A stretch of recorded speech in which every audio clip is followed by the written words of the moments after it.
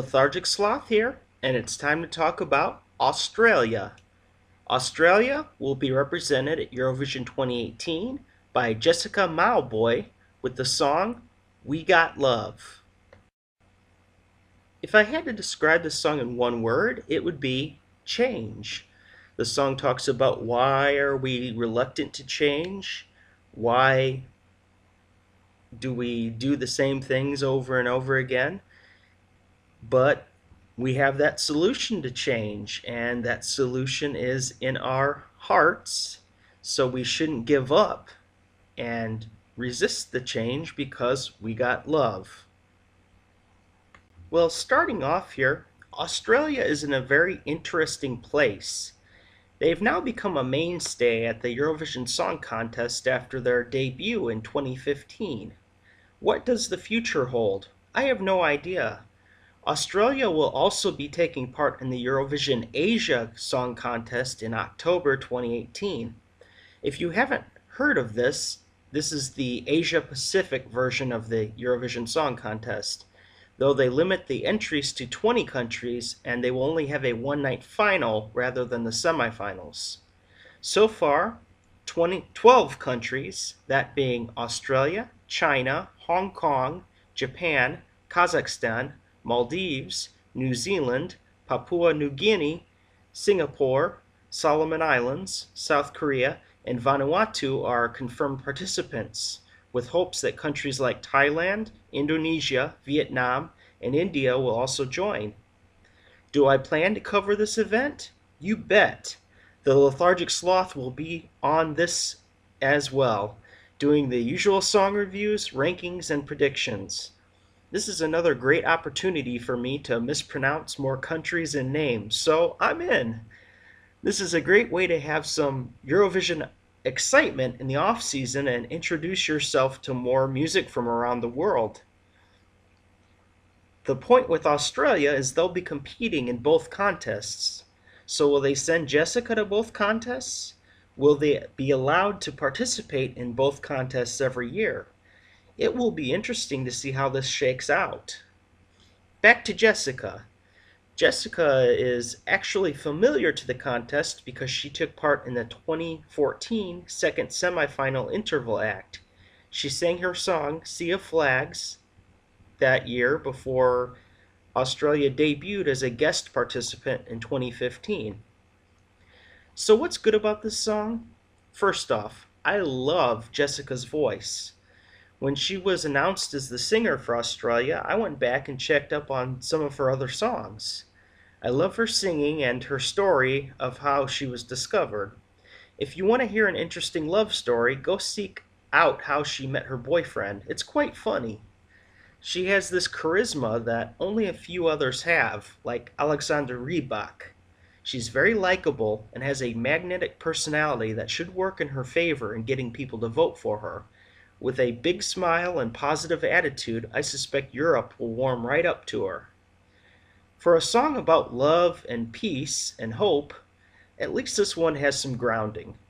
The narrator recognizes that not everything in the world is peachy and good, but holds optimism that things can change. How? Love.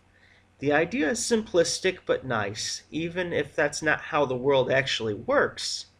However, to many the song might be inspiring, and I can certainly see why many will gravitate towards this song. The song lends itself to very good staging. If the staging is like the music video, there will be a lot to look at, and the graphics should make this performance amazing. For a pop song like it, it has very impressive drumming and percussion. The song is well produced and energetic, so it does have a lot of good qualities. So what are some problem areas with this song? This song is, to put it bluntly, bland. First things first, subject matter. While I applaud the fact that the narrator mentions how bad things are but don't give up hope, I don't understand why people keep sending these types of songs. These songs never win at the Eurovision Song Contest. Even with a singer as great as Jessica, the lyrics, subject, and content aren't interesting enough to win the contest. On a 1 to 10 scale for me, these songs have an aptitude of about 8 if they're great. They just don't interest me personally and don't move me, and I know a lot of other people feel the same way as I do. Some countries submit songs and it feels like they're in it to win. Australia this year feels like they submit a song to try to qualify for the finals, like their goal is to qualify and that's it. I was extremely excited to see Jessica Mauboy would be participating because I know she's very talented. But in the end, I was ultimately left disappointed and unimpressed by the song choice. There's nothing wrong with Jessica's voice, her charisma, or anything related to her. The song is an anchor, though. There are much more interesting and exciting songs at the contest this year. As I said, though, at least the song does acknowledge problems in the world, but I would never be so naive to think love can change the hearts of terrorists, dictators, and evil people. I don't know if you've noticed, but our world has a lot of evil people right now. I'm glad they removed the hashtag in the song title, otherwise that would be mentioned here as well. They have it at the end of the music video, but at least they removed it from the title. I complained about this from Croatia and Greece last year, so to be uniform, here is my complaint this year. But they removed it from the title, so I won't go there any further. Is love really stronger than fire? Tell that to the guy from Captain Planet who got heart instead of fire as his ring power. So what's my rating for this song? I'm going to give this song a 7 out of 10. It's, to me, a good to average song. I would not turn it if it's on. I can listen to it. It doesn't annoy me, but I don't really get any emotion from it. I don't really feel any inspiration or wanting to change from the song. But she's talented. I can appreciate her voice and her charisma. There's just a lot of songs that I like so much better than this one. This one is really kind of as middle of the road as you can possibly get for a song for me. So personally, I think 7 out of 10 is a good score. And yeah, I find it likable, but I don't love it. So is this song a contender or a pretender? Well, this is where I go objective and think about predictions. I think this song will do fairly well at Eurovision.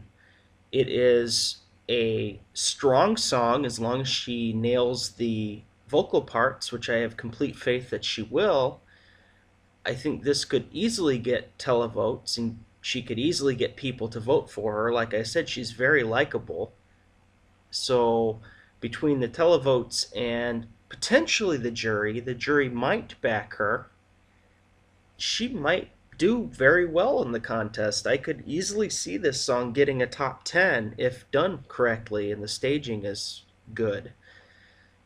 I think she'll have a lot of support from both sides. It's not going to be one of those songs that gets a really high score from a televote and really low from the jury. I believe it'll be pretty balanced there. So this could actually be a contender to win. And so I'm going to say it's a contender, but I wouldn't call it a favorite to win. I would say that it's probably definitely going to qualify for the finals.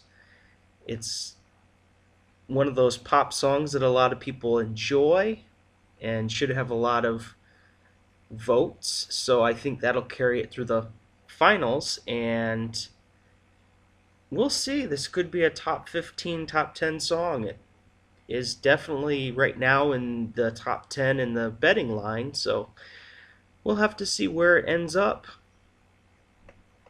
So to be completely clear, this song is a contender.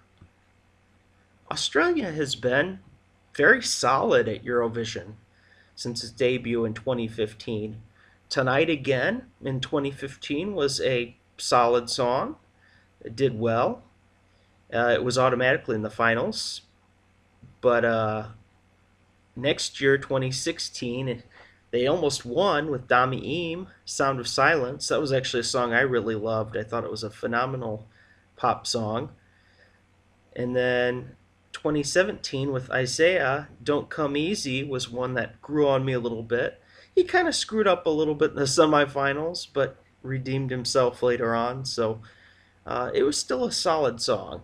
None of them were my favorites, but Australia always puts together a good, solid package for Eurovision, And I really love that they're a part of the Eurovision Song Contest because I think they bring in stability. You can always depend on them to have something good. So, again, this year, it's not my favorite song. It's definitely not my favorite of Australia's previous entries, but it's good, it's solid, and I think it has a chance to do really well this year at Eurovision. So, good luck, Australia. Thank you for watching my review of Australia at Eurovision 2018. I'm going to be putting out a lot of videos the next couple days. I'm trying to get the reviews done, and then I'm going to start doing some more laid-back videos discussing the semifinals and predicting a winner in March, which won't be my actual prediction for a winner because I'll do that later on, but I'm just going to look at the betting lines and look at everything and kind of talk it out. So look for that video if you're interested, and please like, subscribe if you want to partake in my knockout game. That's also going to be coming out very soon. I keep saying that, but I mean it.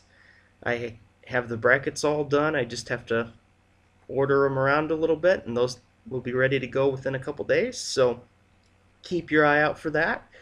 And for now, Lethargic Sloth out.